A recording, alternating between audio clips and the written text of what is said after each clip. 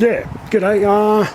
Let's see, lockdown project number 28.C, which is a homemade gold dredge, specifically for crevices and so forth. So I'll just give you a look at the basic layout. There's many similar on YouTube. This is nothing new or exciting, but keeps my mind active, so that's pretty cool. And what we have here is, we have a Wilson Yabby pump, which is pretty good. And I've got a fishing rod holder, but it works pretty cool to act as a sling for the Wilson one as well, which is a quality unit. It's about $80, stainless steel. But I wanted to, yeah, as I said, I want to do some crevicing, so I decided to buy an extension which would go on the Wilson, and it's by a guy called Crevice King on eBay, and this bizzo here was about $38, and it's pretty well made. There's lots of resin in there and it's sturdy and what have you, but it was giving me the shits a little bit putting it on the end. It was a bit tight, and also I think you're expected to also use a screw-on clamp device as well, and it was just annoying to consider you'd have to take it on and off pretty regularly. So I thought, nah, stuff it, I'll make my own, and I'll also just keep the Wilson separate. And with the idea being, and I did see this on a YouTube video, if you put a bolt through the end, it stops larger rocks going up into it. So I'm going to keep this one for more bulk material, put a bolt through the end of it and keep that separate. So that means what I had was, I had the ending here, which is pretty cool, as a good starting point to make my own gold dredge. So what I decided was, in my wisdom, I decided to buy a Wilson Yabby pump repair kit, which had the two flange washers, the wing nut, and it did have the rubber grommet. Oh, noise everywhere, of course. It did have the rubber grommet, but yeah, it was a little bit loose in this 50mm pipe for some reason, which is pretty similar to this one, but it was just a bit too loose. But I was happy enough to have the big washers, the wing nut, and I went to Bunnings and bought a 5/16 piece of all thread. So that all worked out pretty well. And then I bought a piece of pipe for $9, which was longer. And coming down to here, at the end, I bought what was a in the bathroom, just a towel rack clamp holder, whatever you wish to call it.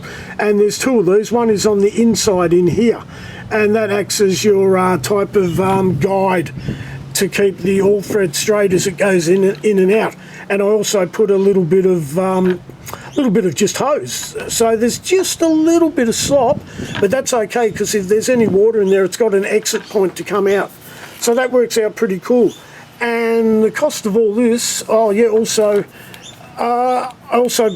if I need to I'm not going to glue this. If I need to take this off, I've got 2 screws, and I can just undo it, and that way if I have to replace the washer in here, although you can get to it from this way, I can just pull it out and replace it by yeah, pulling this section out. So that's all pretty good.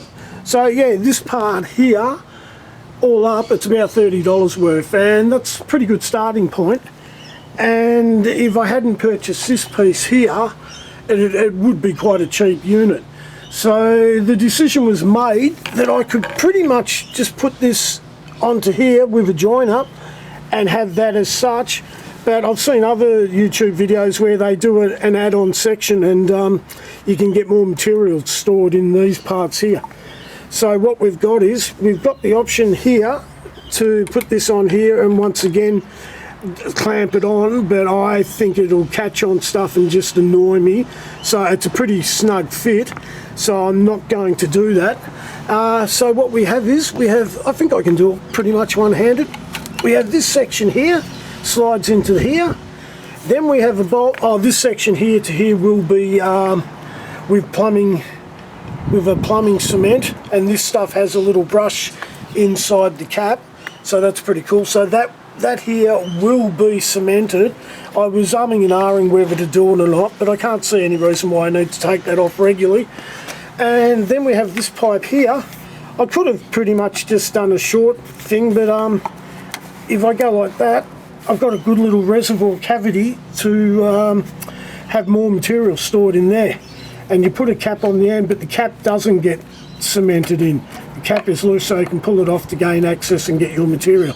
So this part here will be cemented and this part here will be cemented. So so far pretty cool. And then sorry, probably should have been filming that, but yeah, so we've put that on. We've got this section here and we've got this section here, and I will leave this as a on-off type arrangement that I just pull on and off. At the absolute worst, I'll put a clamp on it, but I really don't want to if I can avoid it. I'd like to think once I've used it a few times and fill up the cavity sections here, that I can just slip it off and trying to do this one-handed. If I put my foot on it, it comes off easy. So yeah, that's kind of good though, because it's a snug fit. So that's what we've got there for that.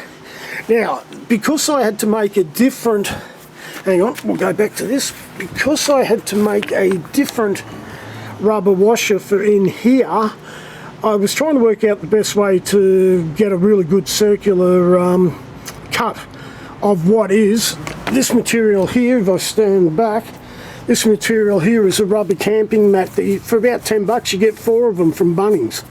And it works out, I've got a little joiner here, and what I did was I sanded around the edge to make it a bit sharper, and literally like they do in bakery, I think, making biscuits and all that, I could just turn it in. And I've made, I had an offcut of this stuff lying around, and I made 3 rubber washers for the future. So it works out, all up, the cost of this is not far off the Wilson, which was $80. The main half of the cost being the tip that I bought off Crevice King on eBay, but it's a quality item, so I don't regret it. And it's kept the mind ticking over during lockdown. So yeah, this is it's a homemade crevice dredge. And also what I can do is, with this, I can put a smaller tube on there, a little attachment, I haven't got round to it yet, that will go into even smaller crevices. I think this one is 16mm from memory, so I can get a smaller one again and get into even tighter spots. But I really think it's cool to have all this extra cavity space for material storage. So, and yeah, and this guy here, it's an actual fishing rod holder, but it works really well on the Wilson Yabby pump as well, and it's just a Velcro arrangement, so it may work out. I can work out something that I can get them both together onto this one harness, shoulder harness, whatever you wish to call it. So yeah, but the idea of putting a bolt in the end here is really good, because it does stop big rocks going up and jamming it all up, and there is enough room in the end to get a bolt going across, so it works out pretty good. So anyway, as I said, this is Lockdown Project 29.C, and it's now completed. So I'm not quite sure what the next one is, but we'll get to it. Alright, cheers.